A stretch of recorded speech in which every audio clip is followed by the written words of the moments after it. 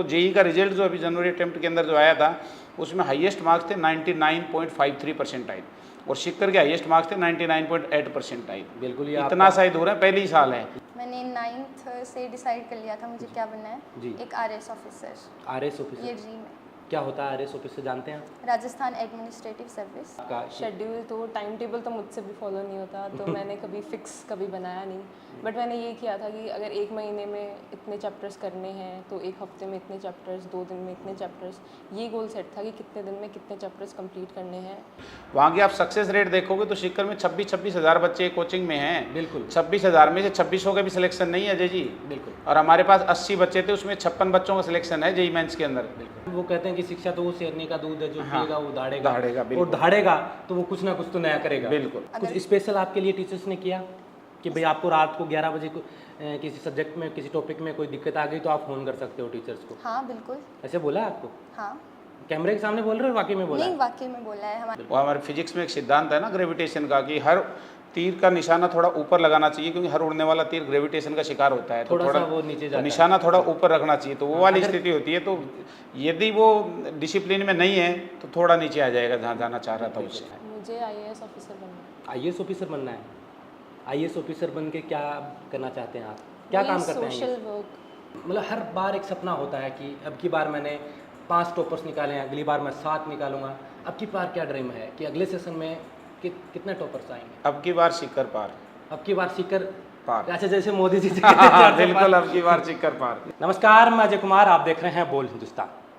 राजस्थान में 12वीं बोर्ड का रिजल्ट परिणाम घोषित हुआ है। चारों तरफ खुशियों के माहौल है और हम कोशिश करते हैं इस दौरान उन टॉपरों से आपको मिलवाने की जो 1 साल की मेहनत से इस दिन वो मुकाम हासिल करते हैं कि हर कोई चाहता है कि उनकी कहानी सुनी जाए, देखी जाए कि 1 साल तक उन्होंने कैसी मेहनत की, उस स्कूल ने कैसी मेहनत की, उनके पेरेंट्स ने कैसी मेहनत की और ख़ासकर उस बच्चे ने कैसी मेहनत की कि उन्होंने पूरे राजस्थान में, अपने ज़िले में और अपने गांव का नाम रोशन किया। तो आज ऐसी ही एक शख्सियत से हम मिलने के लिए आए हैं चिड़ावा में, झुंझुनू के चिड़ावा कस्बे में, जहाँ पर एक स्कूल लगातार अच्छे परिणामों के लिए जानी जाती है और उसी का नतीजा है कि अब की बार एक बेटी ने यहाँ बाजी मारी है। सबसे पहले आपका बोल हिंदुस्तान में स्वागत है। नमस्ते। आपका नाम क्या है? जिया पचार। जिया पचार। जिया पचार, जैसे ही रिजल्ट आता है हर किसी के मन में ये होता है कि भाई मेरा रिजल्ट कैसे रहेगा, एक उत्सुकता होती है। तो सबसे पहले जब आपको पता चला कि आज रिजल्ट आ रहा है, हाँ। कैसा फील हुआ और सबसे पहले किसने बताया आपको रिजल्ट के बारे में? मुझे सबसे पहले मेरे पापा ने बताया रिजल्ट के बारे में। और रिजल्ट से पहले मैं काफ़ी नर्वस थी कि मतलब ये पता था अच्छा आएगा रिजल्ट, बट ऐसे था कि मतलब एग्जामिनर अच्छा मिले या ना मिले, वो कॉपी किस हिसाब से चेक करता है, बट था कि अच्छा ही आएगा रिजल्ट। एक बस जो नर्वस थी। एक जो नॉर्मल बच्चा होता है, एवरेज बच्चा जिसे कहते हैं, हाँ। उसके भी जहन में होता है कि मुझे लमसम ये नंबर मिल जाए, उनका टारगेट होता है। और जब एक इंटेलिजेंट बच्चा होता है तो उसकी जिम्मेदारियाँ कुछ ज़्यादा बढ़ जाती हैं, उससे लोगों की अपेक्षाएं ज़्यादा रहती हैं, स्टूडेंट की, क्लासमेट की, टीचर्स की, पेरेंट्स की। तो आपने क्या सोचा था कि भाई आपके कितने परसेंटेज आ जाएंगे 12th के अंदर, साइंस के अंदर? मैंने बस 98 और 99 ये सोचा था मैंने। अच्छा, पहले से टारगेट था कि आपका 98, 99? क्योंकि इस स्कूल ने हमेशा टॉपर निकाले हैं और जो हाईएस्ट है वो 99.40 तनुप्रिया की। तो मेरा भी वही था कि मुझे भी अच्छे परसेंटेज लाने हैं कि स्कूल का नाम रोशन हो, उन्हें ऐसा हो कि उनका रिजल्ट ना बिगड़ा। आपका रिजल्ट में 98.20 है। हाँ। साइंस में 98.20 छोटी बात नहीं होती, इतना बड़ा रिजल्ट लाने के लिए बहुत मेहनत करनी पड़ती है। कैसे देखा था 1 साल का जो सफ़र था आपका स्टडी का, उसमें क्या परेशानियाँ आई, क्या कैसे आया? मैं थोड़ा सा फैमिली बैकग्राउंड से आपकी शुरुआत करना चाहता हूँ। परिवार में माहौल कैसा था आपका? नहीं, मेरे परिवार में पढ़ाई का काफ़ी माहौल है, सब मतलब पढ़ने के लिए है। जैसे मैंने बताया पापा मम्मी दोनों गवर्नमेंट टीचर हैं। अच्छा। तो उन्होंने हमेशा सपोर्ट किया है पढ़ने के लिए, कभी ऐसे प्रेशर भी नहीं डाला कि इतना पढ़ तुम वो कर।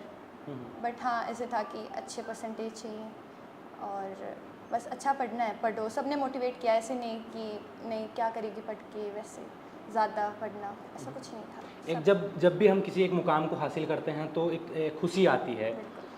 वो खुशी आपके चेहरे से दिख भी रही है, झलक भी रही है और आज पूरा उत्सव वो चिड़ावा मना भी रहा आपकी जो परिणाम आए। कैसा महसूस कर रहे हैं आप?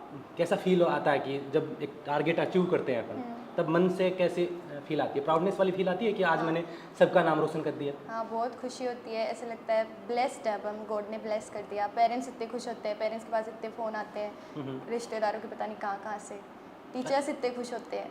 अच्छा, किसी ने कोई स्पेशल कॉम्प्लीमेंट दिया आपको कि देख तूने इतने नंबर ले आए? हाँ, सब बहुत खुश थे, मेरे पापा के कलीग्स वगैरह, सारे रिलेटिव्स, सबको ऐसे लगा 98 बना लिया इसने, सब खुश थे घर वाले। जब एक स्टूडेंट तैयारी करता है तो उसके पीछे बहुत सी ज़रूरतें होती हैं, उनके टीचर्स का बहुत अहम रोल होता है।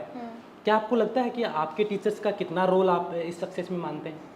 आपके स्कूल का कितना रोल मानते हैं? आपके डायरेक्टर सर का कितना रोल मानते हैं आप? इसमें सबसे ज़्यादा रोल ही मेरे स्कूल का है। मतलब उन्होंने हर टाइम, मतलब टाइम टू टाइम मोटिवेट किया है पढ़ने के लिए। असेंबली में जब डायरेक्टर सर आते हैं तो वो हमेशा मोटिवेट करके ही जाते हैं कि कैसे पढ़ना चाहिए, ऐसे पढ़ो, ये पॉइंट्स पढ़ो, ऐसा कुछ। तो सबसे ज़्यादा अगर मैं किसी का मानूँ योगदान तो वो मेरे स्कूल का ही है। अच्छा, आपके बायोलॉजी है यानी कि आप साइंस में बायो से है। हाँ। तो इसमें सबसे जो फेवरेट टॉपिक होता है, वैसे नॉर्मली बायोलॉजी वालों में बायो ही माना जाता है, बायो और केमिस्ट्री स्ट्रॉन्ग होता है। आपके तीनों सब्जेक्टों में से कौन सा सब्जेक्ट स्ट्रॉन्ग था और कौन से टीचर्स को आप स्पेशली थैंक्स बोलना चाहते हैं कि इन्होंने मेरे लिए बहुत अच्छा किया? मेरा फेवरेट ऑब्वियसली बायो ही है, जी। फिर केमिस्ट्री, और मेरे सारे टीचर्स ने। अच्छा, मेरे को एक बात बताओ कि जो बायोलॉजी लेते हैं उनको फिजिक्स में ऐसी इतना वो कैसे होता है उनके? पता नहीं क्यों ऐसे लगता है, क्योंकि जो मैथ वाले हैं वो फिजिक्स में कुछ टॉपिक्स आते हैं जैसे नॉर्मल इंटीग्रेशन, डिफरेंशिएशन, तो उसमें ज़्यादा बेहतर होते हैं हमसे, कैलकुलेशन ज़्यादा जल्दी कर सकते हैं। बट ऐसा कुछ नहीं है, बायो वाले भी हैं अच्छे ही पढ़ते हैं वो भी फिजिक्स को, सबको डर नहीं लगता, कुछ होता है। अच्छा, कुछ को लगता है, ठीक है। आप ये बताएं कि जो एक साल लगातार आपने स्कूलिंग की, स्कूल में आए हैं, कैसा स्कूल का? हम बता दें आपको, चिड़ावा के एमडी ग्रुप में हम आए हुए हैं और एमडी ग्रुप की छात्राएं हैं। कैसा पूरे साल का स्कूल का वातावरण, इन्वायरमेंट बहुत ज़रूरी होता है कि आपको टीचर्स किस तरीके से व्यवहार करें, आपकी क्लास में कैसे आपको इन्वायरमेंट मिले, कौन सी सुविधाएं मिले आपको, वो सारी ज़रूरी होती है। तो एक साल का आप स्कूल का थोड़ा सा मुझे बैकग्राउंड समझाएं कि स्कूल में क्या क्या सुविधाएं आपको स्पेशली दी गई। जब मैं स्कूल में आई थी, मतलब 11th में आई थी मैंने, तो यहाँ का डिसिप्लिन लेवल है ना बच्चों का, वो सबका बहुत अच्छा है। टीचर्स बहुत ही ज़्यादा फ्रेंडली बिहेव करते हैं, मतलब ऐसे नहीं, बच्चों को टीचर से डर भी लगता है। पहले मुझे भी लगता था, ऐसे अंदर झिझक थी बात करने में, अब उतनी नहीं है। मतलब मैं अब अच्छे से बात कर सकती हूँ क्योंकि सारे teachers as a family member की तरह बात करते हैं। अगर कोई भी हमसे मिस्टेक होती है तो मिस्टेक्स बताते हैं कि ये करो। अच्छा, आप कभी भी प्रॉब्लम लेके टीचर्स इंटरेक्ट कर सकते हैं, कभी भी बात टीचर्स अवेलेबल रहते हैं हमेशा हमारे लिए। कुछ स्पेशल आपके लिए टीचर्स ने किया कि भाई आपको रात को 11 बजे को किसी सब्जेक्ट में, किसी टॉपिक में कोई दिक्कत आ गई तो आप फ़ोन कर सकते हो टीचर्स को? हाँ बिल्कुल। ऐसे बोला आपको? हाँ। कैमरे के सामने बोल रहे हो, वाकई में बोला? नहीं, वाकई में बोला है। हमारे फिज़िक्स के जो टीचर हैं और जो हमारे मतलब मैनेजमेंट में हैं, उन सब के मतलब ऐसा था कि अगर मतलब कभी भी कोई भी हेल्प चाहिए तो आप फ़ोन कर सकते हो। और वैसे भी स्कूल के बाद अगर हमें मतलब किसी टॉपिक में डाउट था तो टीचर्स रुकते थे हमारे लिए हमेशा कि आप रुको और हमसे डाउट पूछो, डाउट नहीं रहना चाहिए। अच्छा, आपने देखा होगा कि जो इस वक्त जो एजुकेशन सेक्टर में जो काम हो रहा है, हर बच्चा चाहता है कि मुझे जो बड़ी एजुकेशन हब है जैसे कोटा हो गया, सीकर हो गया, उनमें जो बड़ी बड़ी स्कूलें हैं, हाई स्कूलें हैं, कि उनमें जाएं, उनमें जो बड़े मतलब जो टीचर्स हैं उनके साथ पढ़ें। तो आप तो एक गांव से निकल कर एक कस्बे की स्कूल में आए हैं, कभी आपके मन में भी था कि मैं बड़ी स्कूलों में जाऊं, वहाँ मेरे को और अच्छा मिलता, ऐसे कोई मन में था?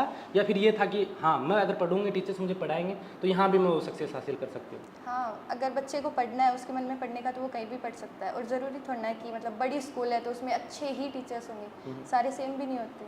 अगर कोई स्कूल छोटी है तो उसके टीचर्स अच्छे भी तो हो सकते हैं, सारे टीचर्स अच्छे होते हैं, सभी पढ़ाने की कोशिश करते हैं। अगर टीचर अच्छे से पढ़ा रहा है, बच्चा अच्छे से पढ़ रहा है तो रिजल्ट आएगा। आपका सपना क्या है? आपने 12th कर ली और जब 12th करने के बाद एक ड्रीम लेवल शुरू होता है कि यहाँ से अपन सपने देखना शुरू करते हैं कि अब हमें इस फील्ड में जाना है, इस फील्ड में जाना है। आपका अभी क्या सपना है? मैंने 9th से डिसाइड कर लिया था मुझे क्या बनना है। जी। एक RS ऑफिसर। RS officer? ये ड्रीम है। क्या होता है RS ऑफिसर, जानते हैं? Rajasthan administrative service. अच्छा, उसमें क्या काम करना पड़ता है? उसमें ब्लॉक लेवल पे आप जितने भी मतलब वहाँ के जनवासी हैं उनको आप मतलब क्या उनकी नीड्स को देखते हैं, उन पे हम रूल करते हैं, उनकी क्या नीड्स हैं, उनको क्या प्रॉब्लम्स हैं, उनका सल्यूशन। अच्छा, आपको ये विचार कैसे आया कि मुझे RS ऑफिसर बनना है? कहाँ से मिली है प्रेरणा आपको? ये विचार मुझे मतलब एक है, मतलब पर्सनल प्रॉब्लम थी कोई, तो वो RS ऑफिसर थे, वो आए, मतलब ऐसा कुछ हुआ तो वहाँ पे मैंने सोचा, उन्होंने मेरी पर्सनल प्रॉब्लम को सोल्व नहीं किया था हमारी फैमिली के, मतलब अपोजिंग टीम में थे वो, ऐसे मान लो। ठीक है। तो तब से मैंने सोचा था कि मुझे बनना है आरएस ऑफिसर। वो एक माजी वाली कहानी सुनी है आपने? एक माजी थे बिहार से, एक पहाड़ था, उसकी वाइफ पानी लेने जा रही थी, वो रास्ते में दुविधा आ रही थी तो उन्होंने पहाड़ को काट दिया क्योंकि उनकी पर्सनल प्रॉब्लम थी वो। और पर्सनल प्रॉब्लम जब आती है तो मन थोड़ा ज़्यादा जिद्दी हो जाता है। तो आप कितना जिद्दी हैं इस आरएस बनने के लिए? मैं हूँ, क्योंकि मेरे पापा का भी ये ड्रीम है, मेरी मॉम ने भी यही सोचा है कि इसे आरएस ऑफिसर बनाना। उस दिन ही मेरी मम्मी ने मुझे कह दिया था अच्छा। कि अब तुझे यही बनाएंगे। अगर तो इन्होंने- मतलब न्याय करना, जस्टिस करना, ऐसे नहीं कि गलत Favor मत साइड का करना। साथ दे रहे हो, ऐसे नहीं करना, हमेशा फेवरेबल रहना है, जस्टिस का साथ। आप अपने जो आपके साथ भी रहे हैं, क्लासमेट भी हैं, आपके फ्रेंड्स भी हैं, आपका सर्किल कैसा था, फ्रेंड सर्किल कैसा था कि आपको सपोर्टिव मिला हमेशा कि भाई आपके फ्रेंड्स बोलते हैं कि क्लास में जो टेस्ट होते हैं, स्कूल में जो टेस्ट होते हैं, कभी कम नंबर आते हैं, कभी ज़्यादा, तो उनका सपोर्ट मिला आपको हमेशा, या वो डिक्रीज करने में लगे रहते, टांग खींचने में लगे रहते थे? नहीं, ऐसा कुछ नहीं है। जो मेरा फ्रेंड सर्कल था वो काफ़ी अच्छा था, सारे बच्चे पढ़ने वाले थे। जी। कुछ होते हैं जो मतलब एवरेज होते हैं, बट सारे पढ़ने वाले थे, सबने सपोर्ट किया। अगर कम भी आते तो वो कहते थे अगली बार अच्छा करना, मतलब क्या गलती है वो देख ले। अभी जो आप ही के सहपाठी जो 11th में हैं और अभी जो 12th में आए हैं आपके सेशन के बाद में, उन लोगों को आप क्या मैसेज देना चाहेंगे? उन लोगों की पढ़ाई हमेशा कंटिन्यूटी के साथ होनी चाहिए। ऐसा नहीं कि आप एक दिन पढ़ रहे हो एक दिन नहीं, इरेगुलर नहीं होना चाहिए। बात मैंने 12th में सीख ली अभी। मतलब अगर आप रोज़ाना के 3-4 घंटे भी पढ़ रहे हो तो रोज़ पढ़ो, ऐसे नहीं कि आप बीच में छोड़ रहे हो। कम से कम वो पढ़ो जो आपको स्कूल में पढ़ाया गया है, और नहीं तो मतलब अगर आप स्कूल का रोज़ आया हुआ पढ़ रहे हो, मतलब आज जो पढ़ाया आपने वो पढ़ा, कल जो पढ़ाया उसके साथ पहले वाला भी पढ़ा, तो इससे आपको मतलब ऐसे नहीं रहेगा, ज़्यादा पढ़ने का प्रेशर नहीं रहेगा आप पे। आप आराम से पूरा साल अच्छे से निकाल सकते हो बिना किसी टेंशन के। जी। एक सबसे बड़ा सवाल है और सबके जहन में है, जो टॉपर नहीं कर पाया है उनके जहन में है कि टॉपर्स कैसे बनते हैं, वो क्या एक्स्ट्रा करते हैं, उनके अंदर कौन सी ऐसी अद्भुत ताकत है कि जो उनको टॉपर्स बना देती है। सबके जहन में होता है। और जब हम टॉपर से बात करते हैं तो कई लोग बताते हैं कि मैं इतने घंटे पढ़ा, मैंने ऐसे किया, मैंने ऐसे किया, मतलब वो बढ़ा चढ़ा कर भी उस बात को बताते हैं। मैं बड़ी ईमानदारी से आपसे पूछना चाहता हूँ कि 1 साल तक आपने कितनी देर पढ़ाई की? एक रूटीन में अगर बात करें तो दिन में कितनी देर पढ़ते थे? क्या 12-12 घंटे टॉपर्स पढ़ते हैं या कैसे पढ़ते हैं मतलब टॉपर्स? क्या शेड्यूल होता है टॉपर्स का? मुझे औरों का नहीं पता, वो जैसे भी बताते होंगे वैसे पढ़ते होंगे, बट मैंने कभी फिक्स नहीं किया मेरा रूटीन क्या है। बनाने की कोशिश किया बट बहुत बार बिगड़ गया, कभी चला नहीं वो रूटीन। मतलब कभी काउंट भी नहीं किया मैंने घंटे, क्योंकि मैं एकदम नॉर्मल बच्ची, मतलब खेलना है तो खेलना है, पढ़ना है तो पढ़ना है, टीवी देखना है, तब मन किया तभी पढ़ लिया। ऐसे नॉर्मल एवरेज लेके चले तो 4-5 घंटे बस। कभी तो मैंने पढ़ाई नहीं की है एक बीच में, तो मतलब नहीं पढ़ा तो नहीं पढ़ा, अगर फैमिली फंक्शन में जाना है तो जाना है, नहीं पढ़ा उस दिन।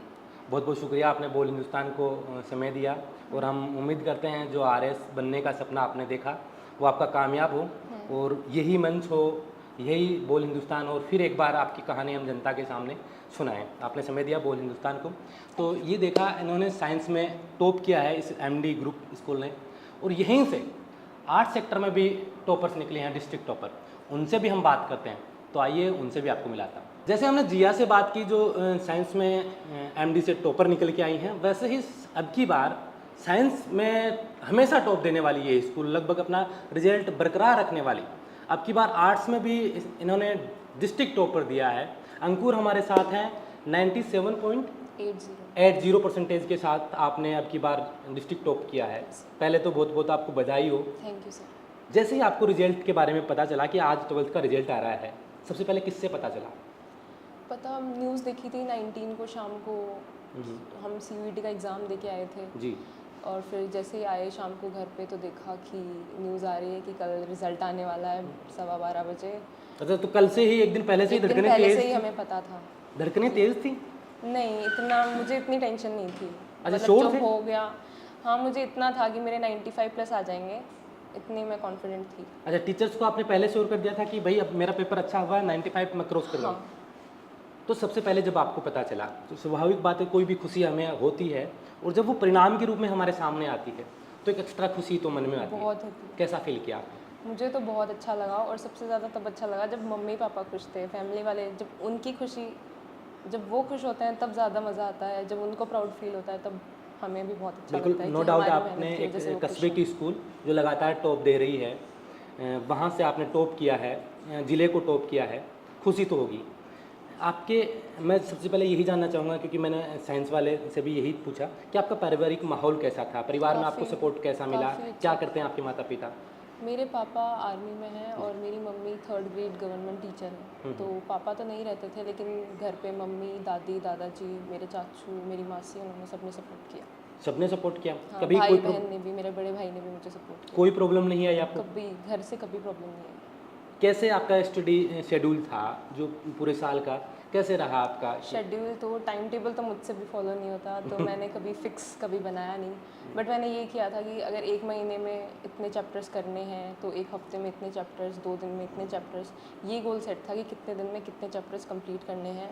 और फिर उस हिसाब से एग्ज़ाम की तैयारी करी, प्री बोर्ड्स की, हाफ ईयरली की। एक स्टूडेंट के लिए सबसे ज़रूरी भी होता है और सबसे अहम भी ये चीज़ होती है कि उसे जो वातावरण मिले, जो स्कूल मिले, वहाँ का मैनेजमेंट मिले, वहाँ के टीचर्स मिलें, सारे उनके अनुकूल हों और वो सुविधाएं मिलें, तो बच्चा बेहतर से बेहतरीन हो सकता है।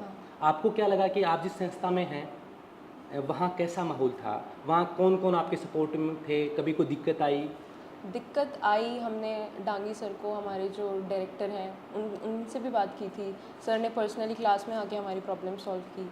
फिर मैनेजमेंट में भी अजीत सर थे, हमारे प्रिंसिपल प्रदीप सर, उन सबको भी हमने प्रॉब्लम्स बताई, तो उन्होंने भी हमारी प्रॉब्लम्स अच्छे से सॉल्व करी।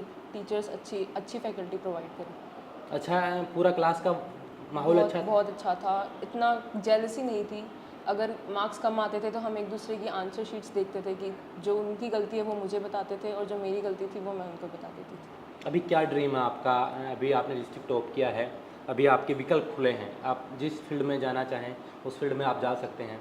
क्या विकल्प देखा आपने कि भाई मुझे आगे जाके ये ड्रीम मेरा पूरा करना है? मुझे IAS ऑफिसर बनना है। IAS ऑफिसर बनना है? IAS ऑफिसर बन के क्या करना चाहते हैं आप? क्या काम करते हैं?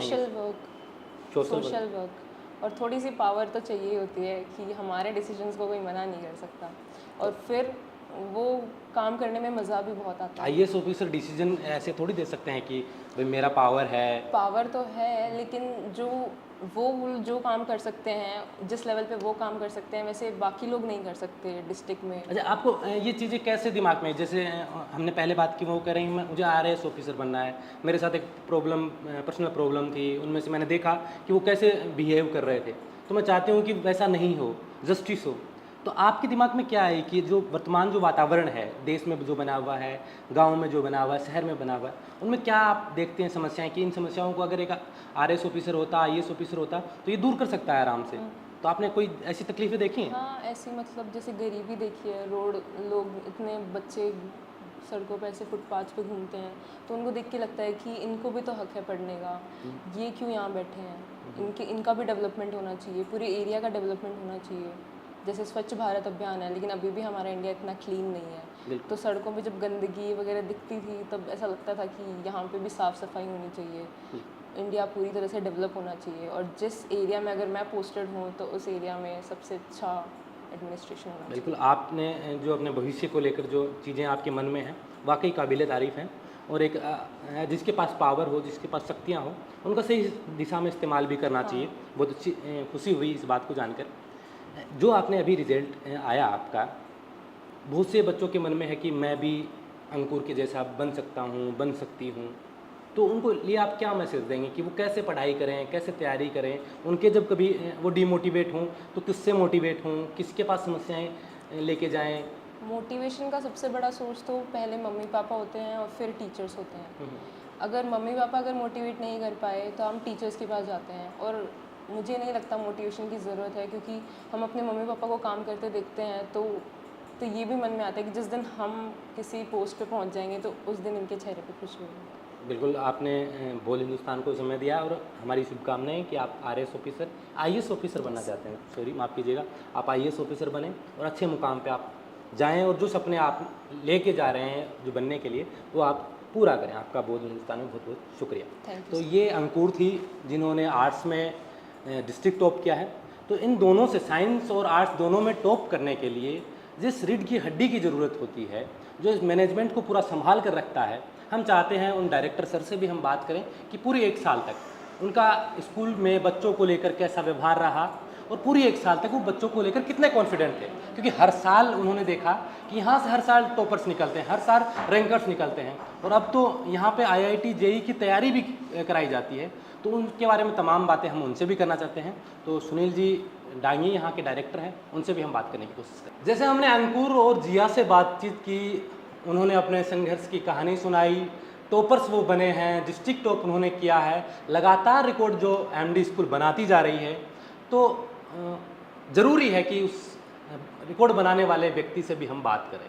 एक नींव रखी थी छोटी सी नींव एक कस्बे के अंदर, और एक सपना लेकर चला था गांव से कि मैं भी एजुकेशन के सेक्टर में अपने कस्बे के लोग, अपने ज़िले के लोगों को उस ऊंचाइयों तक पहुंचाऊं।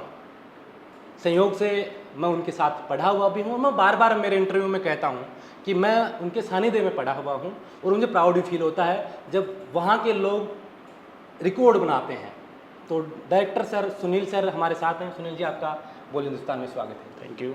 मैं जब भी MD कोई रिकॉर्ड बनाता है तो मेरे लिए एक्स्ट्रा प्राउड होता है, और मैं कहता हूँ कि इस स्कूल से मैं पढ़ा हुआ था, इनसे मैं पढ़ा हुआ था, तो वो खुशी तो मेरे को है ही है। बिल्कुल बिल्कुल होनी भी चाहिए, और हमें भी बड़ा अच्छा लगता है कि हमारे स्टूडेंट्स इतने कॉन्फिडेंस के साथ जो आप काम कर रहे हो, बोल हिंदुस्तान का चैनल चला रहे हो, बड़ी खुशी होती है कि आप जिस निष्पक्षता के साथ चैनल चला रहे हो, मैं देखता रहता हूँ, फॉलो करता हूँ। ये आप ही की प्रेरणा है, आप ही का भरोसा है, और आप जितना बेबाकी से बोल पाते हो इतना शायद बहुत कम लोग कर पाते हैं, तो हमें भी बहुत खुशी होती है, प्राउड फील होता है। बिल्कुल, शुक्रिया सर। अब की बार जो रिजल्ट रहा, निश्चिंत जो हर बार रिजल्ट रहता है, आप उनको रिकॉर्ड तोड़ते रहते हैं, नए आयाम स्थापित करते रहते हैं। अब तो आपने IIT PMT की तैयारी कराना और शुरू कर दिया, क्योंकि यहाँ से बच्चा 100 किलोमीटर दूर सीकर जाना पड़ता था, वरना 500 किलोमीटर दूर कोटा जाना पड़ता था। बिल्कुल। इन बच्चों को, कस्बों के बच्चों को आप कस्बे के अंदर इतनी बेहतरीन शिक्षा दे रहे हैं, कैसे सपना आया कि भाई यही सब कुछ यहीं दिला देते हैं? देखिए 2015 से हमने ये जर्नी स्टार्ट की थी, मैं आपको बताऊँ, आपके व्यूअर्स को भी बता दूँ। और तब से एक सपना था कि साइंस के अंदर बहुत विशेष किया जा सकता है। चिड़ावा कस्बे में एजुकेशन हो रहा था, लेकिन वो एक नॉर्मल स्टेज पे चल रहा था। तो जब मैं यहाँ आया तो लगा कि चिड़ावा के अंदर काफ़ी कुछ किया जा सकता है। और मैं आपको बता दूं अजय जी, अपने चिड़ावा में और झुंझुनू डिस्ट्रिक्ट में टैलेंट बहुत है। बिल्कुल, जितना टैलेंट और IQ झुंझुनू में है, मैं फख्र के साथ कह रहा हूँ पूरे राजस्थान में कहीं नहीं है। बिल्कुल। इसका रीजन है मेरे पास, नहीं सीकर विकर छोड़ो, आप कहीं नहीं है, मैं प्रमाण बता रहा हूँ आपको। अभी रीट का एग्जाम हुआ था, रीट के एग्जाम के अंदर लगभग 70% सिलेक्शन अकेले झुंझुनू के थे। बिल्कुल। और आप पूरे राजस्थान में घूम के आ जाओ, सारे के सारे गवर्नमेंट टीचर्स सबसे ज़्यादा झुंझुनू डिस्ट्रिक्ट के हैं। बिल्कुल। पूरे इंडिया में घूम के आ जाओ, सबसे ज़्यादा सैनिक झुंझुनू डिस्ट्रिक्ट के हैं। बिल्कुल। तो झुंझुनू डिस्ट्रिक्ट का मुकाबला नहीं किया है IQ वाइज, तो उस डिस्ट्रिक्ट में जिसमें इतना भारी IQ है, और झुंझुनू में भी चिड़ावा पिलानी। मैं आपकी बात काट कर यही बात बताना चाहता था कि सीकर जो शिक्षा नगरी बना हुआ शेखावटी की, और अच्छी बात है, कोई भी जिला शिक्षा नगरी बनना चाहिए, कोई भी, बनना चाहिए, लेकिन वहाँ भी अपने बच्चे, झुंझुनू के बच्चे वहाँ जाकर टॉप वहाँ किया। नहीं, मैं पुराना आपको बताऊं 2002 से 2000 के आसपास से लेकर के कोटा में भी हमारे झुंझुनू के बहुत सारे बच्चों ने टॉप किया है और टॉप रिजल्ट दिए हैं। उसके बाद सीकर में दिए हैं, लेकिन अब पहली बार चिड़ावा में बच्चे रिजल्ट देना स्टार्ट कर दिया है। ये आप जैसे लोगों की काबिलियत है कि आपने मैं चाहता माध्यम दिया है। बिल्कुल, मैंने भी दिया है और मेरे साथी लोग और भी प्रयास करें, और मैं चाहता हूँ कि चिड़ावा पूरी तरह से शिक्षा का हब बने और कोचिंग सेंटर्स का भी हब बने। एजुकेशन हब में तो मैं आपको बताऊं, चिड़ावा में साइंस के रिजल्ट्स के मामले में लगातार अपन ने स्टेट टॉपर्स दिए हैं। लास्ट 2 ईयर से स्टेट टॉपर अपने बच्चियों ने किया स्टेट टॉप। एक तो 99.40% तक हासिल किए हैं। अभी तक के पिछले साल तक के जो जितने भी रिकॉर्ड थे वो सब तोड़ दिए थे हमने। 99.4 कभी नहीं आए थे इससे पहले। तो इतना स्कोर हमने हासिल किया है, और 2 बार लगातार स्टेट टॉपर दिया है साइंस के अंदर। और लास्ट ईयर की तो जो बच्ची थी उसके एडिशनल सब्जेक्ट और था बायो, तो उसके मैथ्स में भी 100 आउट ऑफ 100 थे, बायो में भी 100 आउट ऑफ 100। बिल्कुल, हमने बोल हिंदुस्तान पे उनसे बात की। हाँ बिल्कुल।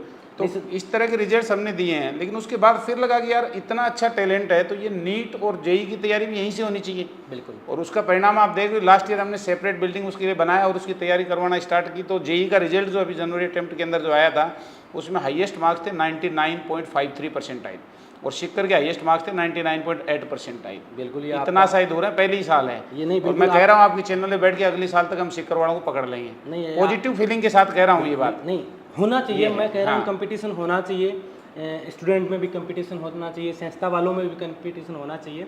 और आपने जो कहा कि 12th में हम बेटर रिजल्ट दिया है, स्टेट टॉपर दिए हैं, बिल्कुल, और अब हम नीट और JEE की तैयारी भी यहाँ से करवाएं। एक बेसिक सा गणित है कि अगर एक पौधे को भी हम एक जगह से दूसरे जगह लगाते हैं तो वातावरण इन्वायरमेंट चेंज होता है, तो वो पौधा भी एक बार मुरझा जाता है। बिल्कुल, तो थोड़ा बच्चा भी time एक स्कूल लेता है। छोड़कर किसी दूसरी संस्था में IIT JEE की तैयारी करने जाएगा तो थोड़ा सा डिमोटिवेट वो हो ही जाएगा। बिल्कुल। अगर उसको वही तैयारी उसी स्कूल में मिल जाए बिल्कुल, तो मेरे उसी स्कूल में मिल जाए, उसी घर पे रहते हुए मिल जाए, लोकल अपने घर का खाना पीना करते हुए मिल जाए, गार्जियंस की देख रेख में बच्चे को रहते हुए मिल जाए, इससे अच्छा कुछ हो नहीं सकता। वो बेहतरीन रिजल्ट क्योंकि देगा। बच्चे जब बाहर जाते हैं, अपने घर से बाहर निकलते हैं, चाहे वो कोटा जाएं, चाहे सीकर जाएं, जयपुर जाएं, कहीं भी जाते हैं बच्चे, तो उनको खाने पीने का सूट नहीं होता, वहाँ का एनवायरनमेंट सूट नहीं होता, पानी नहीं जचता, और कई बार गलत संगत में बहुत सारे बच्चे पड़ जाते हैं ऐसी जगहों पे जा करके।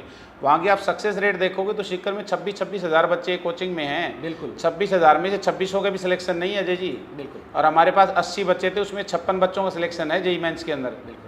आप रेशियो देखिए, 26 हज़ार में से 2600 नहीं है और 80 में से 56 का सिलेक्शन है। और अभी नीट का रिजल्ट आने वाला है, उनके आंसर के हमने मिला लिए, 620 से ऊपर 10 बच्चे हैं हमारे। बिल्कुल। तो आप देखिए कि कितना बढ़िया स्कोर कर रहे हैं। 10 बच्चे डॉक्टर बन चुके हैं इसी साल। बिल्कुल, आपको बधाई हो। बिल्कुल सर, लेकिन मैं ये जानना चाहता हूँ, ये तो आपका फील्ड है, आप लगातार इसमें बेहतरीन प्रयास करते रहेंगे निसंदेह, लेकिन एक शिक्षा जो एजुकेशन हब जो बनाने की आप सोच रहे हैं कि इस चिड़ावा कस्बे को, यहाँ पे बहुत से रोल होते हैं प्रशासन का। आपको क्या लगता है कि प्रशासन के लोग या जो नेता लोग हैं वो आपको सपोर्टिव मिले हैं? बिल्कुल, यहाँ- देखो चिड़ावा में प्रशासन में कहीं कोई दिक्कत नहीं है, अच्छे लोग हैं, अच्छे सपोर्टिव एनवायरनमेंट रहता है हमारे यहाँ पे चिड़ावा में। और मैं यही चाहूँगा कि जितने भी लोग हों, चाहे हम स्कूल वाले हों, कोचिंग वाले हों, सब लोग पॉजिटिव कंपटीशन के साथ में आगे बढ़ें जी बिल्कुल। और सब लोग बढ़िया सपोर्ट करें। प्रशासन से भी कहीं कोई दिक्कत नहीं है, एनवायरनमेंट अच्छा बना हुआ है, आप रिपोर्टर्स लोग भी बड़ा सहयोग करते हैं सब लोग, तो सभी का एक और सबका विकास है इसमें। आज ये देखिए कि चिड़ावा एजुकेशन हब बनता है, ये MD ग्रुप ऑफ एजुकेशन की तरफ से नहीं, जितने भी इंस्टीट्यूट चल रहे हैं उन सब से, एक ठेले वाले से लेकर के, एक होटल वाले से लेकर के, एक मकान वाले से लेकर के सबको रोज़गार मिलता है। एक पियोन से लेकर के, बस ड्राइवर से लेकर के, टीचर्स को लेकर के हज़ारों लोग जॉब पाते हैं इस बहाने। तो ये एक बड़ा डेवलपमेंट चिड़ावा के लिए भी मिलता है, चिड़ावा को भी इस चीज़ का फ़ायदा मिलता है। बिल्कुल नहीं, शिक्षा वो कहते हैं कि शिक्षा तो वो शेरनी का दूध है, जो पिएगा वो दहाड़ेगा, और बिल्कुल। दहाड़ेगा तो वो कुछ ना कुछ तो नया करेगा। बिल्कुल। बिल्कुल। सर, आप लगातार जो प्रयास कर रहे हैं MD में, इससे पहले भी आपके साथ बहुत से स्टूडेंट रहे हैं जो टॉपर्स बने हैं। अभी मतलब हर बार एक सपना होता है कि अब की बार मैंने 5 टॉपर्स निकाले हैं, अगली बार मैं 7 निकालूंगा। अब की बार क्या ड्रीम है कि अगले सेशन में कितने टॉपर्स आएंगे? अब की बार सीकर पार। अब की बार सीकर पार। अच्छा, जैसे मोदी जी बिल्कुल, अब की बार सीकर पार। सीकर का रिकॉर्ड हमारा बिल्कुल तोड़ देंगे, शायद लग रहा है हम वहाँ के रिकॉर्ड तोड़ पाएंगे इस बार। अब की बार सीकर पार करके आपको दिखा देंगे अगली साल। आप फिजिक्स की फैकल्टी भी हैं जी, इस स्कूल में पढ़ाते हैं और डायरेक्टर भी हैं। हाँ।